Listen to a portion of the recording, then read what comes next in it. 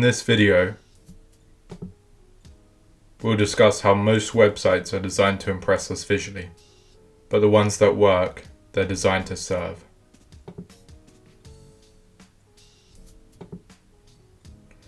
Let's start with, do beautiful websites actually work for users? A great example of a website that balances beautiful design is Stripe. As soon as I see the hero section, I'm drawn to the colours. It feels modern but not overwhelming. And here we see a form and a call to action button. Then we see social proof. Then we see animations here. We can see what support they offer.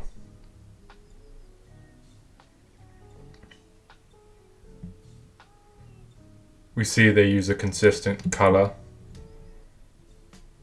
for call to action buttons.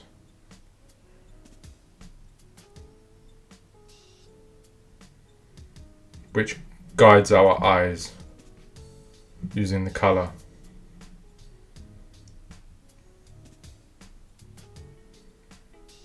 We see more social proof.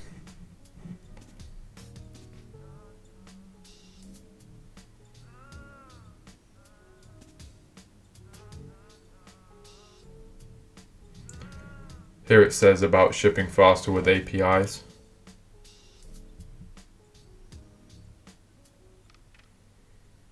No code options are here. And then we get to the footer and we can see what links they offer to different pages. Stripe works well because the layout, typography, motion and illustrations all work together to build trust.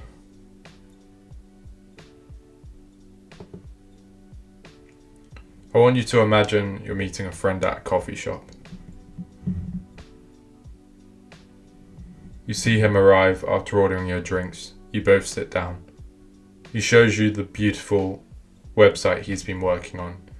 You ask him, what business is it for? And he says, oh, it's for my freelance portfolio. You see the scrolling effect he's implemented in the hero section, how elements are sliding in from the left, and his next idea is to add audio to the website. He then tells you, I'm going to add an enter button so the site can load the animations. And you want to tell him that's a mistake for his portfolio. But you don't. Good design is about usability. Using size, color, placement, all to highlight important content. Users should instantly know where to look. Here's an award-winning site that has visually appealing design. We can see how the animations feel smooth. It feels like virtual reality, like we're inside some kind of otherworldly place. However, the hero text is quite generic, as you can see. And the part that actually described what they did, motion design, wasn't that clear.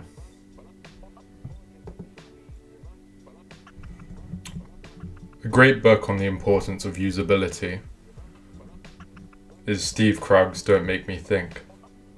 For decades, websites have followed conventions, and it's important not to try to reinvent the wheel with your website.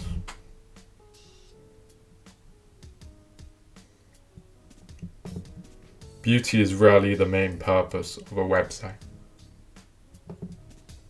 Before we cover the next question, don't forget to subscribe. It lets me know you want more content.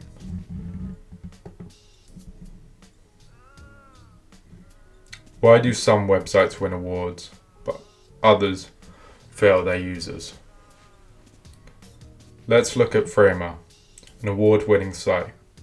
We can see it looks sleek and it's dark, so it doesn't strain our eyes. We can see there's social proof here. There's also lots of space. We can see the animations have a purpose to show us what Framer is like. We can see what plugins it works with.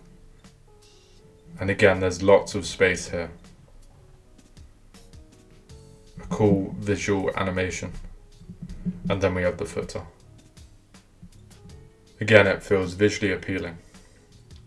The goal of Framer is to inspire, impress, and attract designers. Imagine if they were a website builder, but had an average website. It wouldn't make any sense. Now let's take a look at the Google blog website. This Heroes section instantly feels less design focused. Still visual consistency with their blue colour, which is aesthetically pleasing. It's also a lot more informative than Framer, which for a blog website we expect. The goal of Google is readability, trust, clarity, and accessibility. Imagine if Google's website was more like Framer. Google could have a more beautiful site, so to say, but they don't need one. The trust is already built.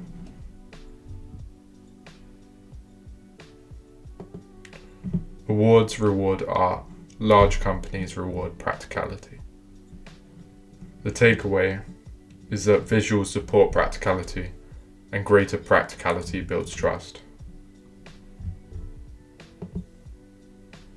Finally, what is a website really for, and how do you make yours fulfill that purpose? Use your imagination with me. Imagine you're at the supermarket and you want to go home. You simply want to get from A to B. You know you want to get home quickly, and you expect it not to take too long. You know what the purpose of your house is, and you know that's where you want to be. You don't want to spend time searching for the best route, so you commit to this one. Suddenly you realize someone built a fence on the path you're taking. You brush it off. It's only one fence, and you tell yourself that it's fine. Then you realize there's another one. Now you're feeling a little frustrated.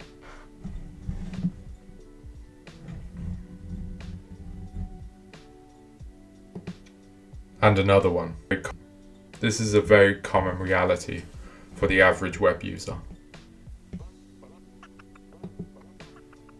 The best piece of advice I have to lower the risk of frustrating users is the GFT framework. Determine the goal. What does the user want? Understand the friction. What gets in the way? Build trust. How do visuals guide and reassure the user? The takeaway of the GFT framework is the only way to build trust is through consistency. A website's purpose is to be consistent with its overall objective.